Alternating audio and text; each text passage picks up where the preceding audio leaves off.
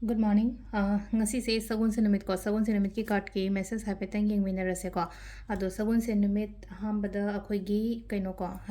number se 25 lere aduga color dana hangapan gumba kai gumba do minus shin abi wa ko ado 15 August ki se laina haipetang thagat pane ko haide 999 da aina bracelet ani khak haide si aina mapan da gi dispatch tor kadam ne ko haide poto charge tawra matungda store available oideko ado ina ngarang thagat pane ko 15 August ki oina adudo dum aina number kai kai club hapane adudum contact to biraga lobo yani ko aduda aina bracelet ani bi bane ko ani do amadi money magnet bracelet ore ko amana all in one customize ne ko all in one customize hang pem yawe kai kai no all in one customize the health ki hape ko lak hape degi paisa gi hape relationship ki hape degi mi ning jindana ba ko tanaba do mai to roga hadi pull up punjal laga hadi all in one have je karam karam crystal no ha karam karam se adugi matungi na idum hapa ani ko hadi crystal mami amam पंद्रह so all in one है मतमदा health luck सुगुम ma'am से पुल पुंसलगा 15 August के sale अखोई Kuber cart अमगा मनी मैग्नेट ब्रेसलेट अमगा को अलसिदा ब्रेसलेट से लोइना क्लेंस तौरगा चार्ज तौरगा पिरकनी को क्लेंसिंग तौबई प्रोसेस से दुम इशाना लोइनमक तौरे को अदो हांब क्लेंस तौरनी अदुगा लोइना लोखत पिरनी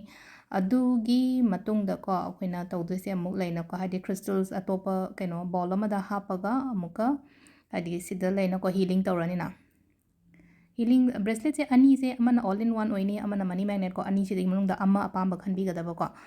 अदुदगी अमुसिदा अइना रेकी चार्ज तौर मतुंगदा हाइतारको अमममगी मी अमममगी अदुमाइना तौरगा हादि से फुल्ली चार्ज तौरेको हादि सिदा खतंग मतम दे चंगेको मतम लौबा याइको हंतकी थारकपा मतमदा अदुगा लास्ट स्टेज ना हादि मैखुसे लोइनमक हाइदा से खरा तोंगालेको हादि हर्ब्स लोइना सुबा कैनोगी ओइना अदो सिसिमा फजना फुल तौबिरनिको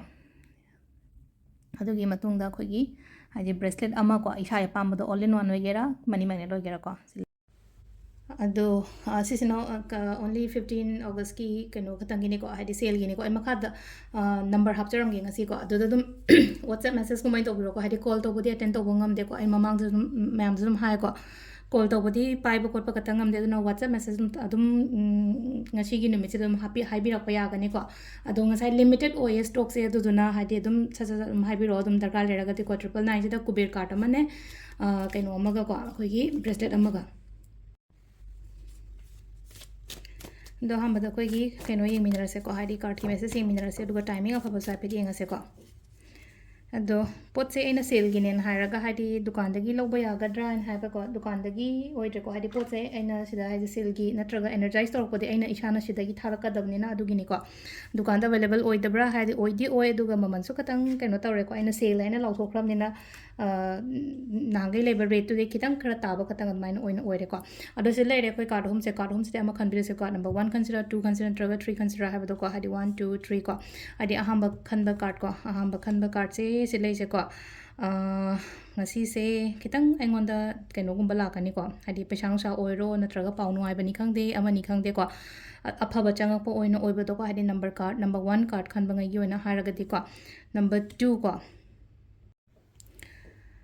नंबर 2 से चेंज लाओ है पीरी को खतंग नांगे लेरंबगा खतंग चेंजेस खतंग मूवमेंट गुंबा लापा हारी नांगे पोत से सिक्सिलम देना नत्रगा हारी थबक से इया यरम दे काइना हारदी ngasi gi oina changjan ba yasan ba खोचन ba दुमाइन तौरगा ओइरी को सिलै से अदो सिदा नंबर 2 gi लेरे अदुगा नंबर 3 को नंबर 3 सिना सिलै से खोइ को सिसु फै हारी कोड कार्ड माता दिला अदो कोड कार्ड लागा सो हारी किंग ऑफ वन लाको मतम सिदा स्टेबिलिटी सक्सेस अदुम्बा मैम दो ओइना ओइ को हारी थबक तो मतम दस किदंग स्टेबल ओइना तौबा हारी फजन खंदरगा तौबा वाखन से खंदरगा दुम तौबा ngam को ngasi से अइना केनोम तौगे ना हारगा दे अदुगी पोत मैम दने को सिलाई से अदो सिसिना कोई कार्ड की मैसेज लेरे को टाइमिंग्स ने की पुंग 3 गा मिनिट 4 का 9 दगी ना पुंग 3 का मिनिट 13 फाउंग लेरे दगी 9 गा मिनिट 4 देना पुंग 2 गा मिनिट 19 फाउंग लेरे को अदगी 3 गा मिनिट 13 देना पुंग 9 गा मिनिट 13 फाउंग लेरे को अदगी मु नुंगदांग अथेंग मेना 13 गा मिनिट 15 देना 12 गा मिनिट कहीं निफुमाथोई फाउंग लेरेको अदगी अमु पुंग 2 गा मिनिट 3 देना नोंगालमदागी 4 गा मिनिट 9 फाउंग लेरेको सिसिना कोई ngasi gi oina afaba timing को